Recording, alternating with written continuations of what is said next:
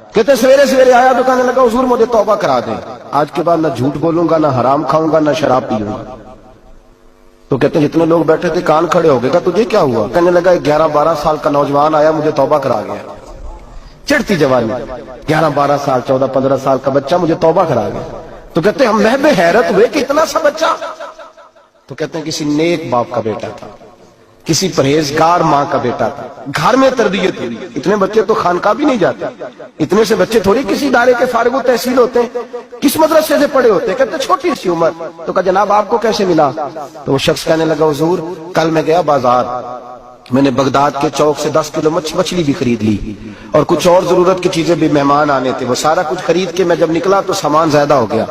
چوک میں مزدور بیٹھے ہوتے تھے، میں نے کہا بھئی میرے ساتھ فلاں محلے تک سامان پہنچانا ہے۔ وہ بچہ کہنے لگا چچا اگر میں چلوں تو، میں نے اس کو ایڈریس وغیرہ بتلایا تو 3 دینار مزدوری طے ہو گئی سامان گھر پہنچانے کی۔ کہتے میرے ساتھ وہ نکلا اور جب رستہ طے کرنے لگا تو رستے میں گرمی بڑی سخت تھی، ظہر کا وقت تھا، ذرا ہم نے چند قدم اٹھائے، 2-4 گلیاں گزرے تھے کہ اذان ظہر کی آواز آنے لگی۔ تو کہتے ہیں بڑی منت کے انداز میں، بڑی گزارش کے انداز میں میری طرف دیکھا، عمر چھوٹی سی ہے، کہنے لگا چچا اگر اجازت مل جائے تو میں ظہر کی نماز پڑھ لوں۔ کہتے ہیں میں ایک جگہ پھٹے پہ بیٹھ گیا اور گپے کرنے لگا، سامان وہاں رکھا، میں نے کہا پڑھ لے نماز۔ کہتے ہیں بچہ نماز پڑھنے چلا گیا، باقی لوگ دیر سے آئے، وہ نماز پڑھ کے جلدی آ گیا۔ میں نے کہا بیٹے تو جلدی آ گیا ہے؟ کہنے لگا اس لیے جلدی آیا ہوں کہ آپ یہ نہ سمجھے یہ کام چور ہے، میں نے نفل چھوڑ دیے ہیں، فارغ ہو کے پڑھ لوں گا۔ کہتے ہیں سامان اٹھایا، رستے میں گرمی شدت کی تھی، اس کا پسینہ بہنے لگا، میں آگے بڑھا، میں نے کہا بیٹے سامان تھوڑی دیر کے لیے مجھے دے دو، گرمی زیادہ ہے۔ کہنے لگا چچا کسی کا تربیت یافتہ ہوں، کسی نے ٹریننگ دی ہے، کہا ماں باپ نے کہا تھا حرام لقمہ گھر نہ لانا، کہا بات کیا ہوئی؟ کہنے لگے میں آپ کو نہیں دے سکتا، اس لیے کہ 3 دینار مزدوری گھر پہنچانے کی طے کی ہے، اگر آپ اٹھائیں گے تو پھر میں پیسے پورے نہیں لوں گا۔ دامان نے توکل کی یہ خوبی ہے کہ اس پر پیبند لگے ہوتے پر دھبے نہیں ہوتے، میں پھر مزدوری پوری نہیں لوں گا، پیسے کم لوں گا۔ کہتے ہیں میں محو حیرت ہو گیا، اس جوان کی بات نے میرے سارے وجود تھر تھر کبا ڈالا کہ اس دور میں اس قسم کے لوگ۔ کہتے ہیں گھر لے گیا اس کو، میں سامان رکھا، میں نے کہا تم جہاں ٹھہرو میں 3 دینار مزدوری لاتا ہوں۔ کہتے ہیں پیسے لینے گیا تو بیوی کو بتایا بڑا نیک ہے، بڑا پرہیزگار جوان ہے، کہنے لگی روٹی پکی ہوئی ہے، اسے تو دوپہر کا کھانا کھا لے۔ کہتے ہیں میں باہر گیا، 3 دینار تھمائے، میں نے کہا بیٹے ایک بات مانو گے؟ تو کہتے ہیں 3 دینار دے کے کہنے لگا اب تو آپ مالک ہو گئے، میں نے نمک کھا لیا ہے، اب تو ہر بات مانوں گا، اصلہ نال جے نیکی کریے نسلہ تاک نہیں بھول دے، میں اب ہر بات مانوں گا۔ تو میں نے کہا دوپہر کا کھانا کھا لو۔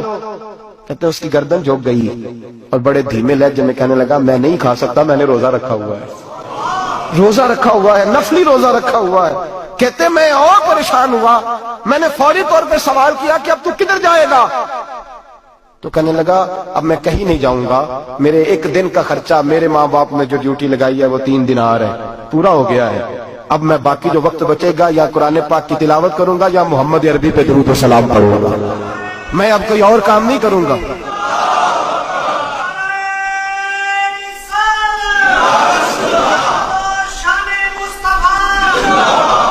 شخص کہنے لگا کہ میں نے کہا افطاری کر لینا، کہنے لگا مجھے مسجد بتا دو، میں جا کے اللہ اللہ کرتا ہوں، مجھے شام کو لے آنا۔ افطاری ہمارے ساتھ اس کی طے ہو گئی، مسجد چلا گیا، مغرب بعد لینے گیا تو کہنے لگا عشاء کے بعد آنا، اب تو میں نے پانی سے افطار کر لیا، کھانا کھانے جاؤں گا تو جماعت رہ جائے گی۔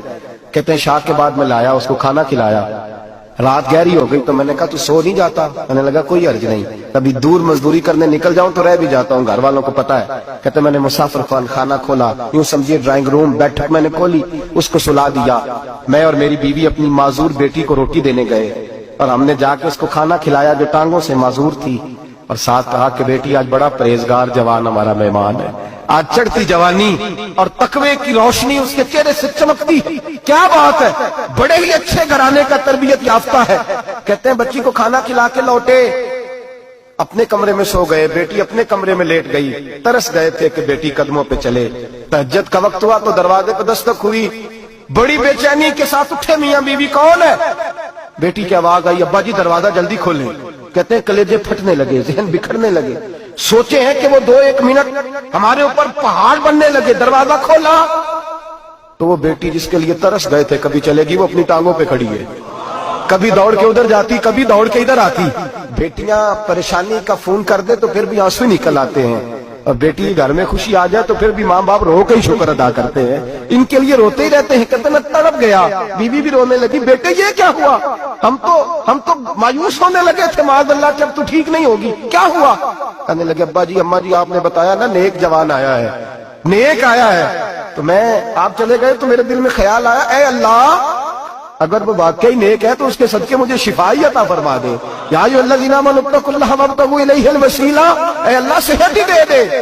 کہتے ابھی میری دعا بھی پوری نہیں ہوئی کہ میرا وجود حرکت کرنے لگا, اور یہ دیکھو میں اٹھ کے کھڑا ہو گئی ہوں. کہتے ہیں ہم لوگوں نے یہ دیکھا تو بھاگے اس کے کمرے کی جانب, جب دروازے پہ ہاتھ رکھا تو دروازہ کھل گیا, آگے گئے تو پلنگ خالی تھا, ایک رکا چھوڑ گیا ہے. کہنے لگا مجھے پتا ہے میری حقیقت کھل گئی ہے, میں نے یہ کرامت کوئی کمپنی کی مشہوری کے لیے نہیں دکھائی کہ لوگ میرے پیچھے بھاگنے لگے, مرید ہونے لگے, طواف کرنے لگے. میں تو اللہ کا بندہ ہوں, اگر تمہیں مجھ سے ذرا بھی پیار ہو گیا ہے تو پھر میرے پیچھے نہ بھاگنا, اللہ کی بارگاہ میں جھک جانا.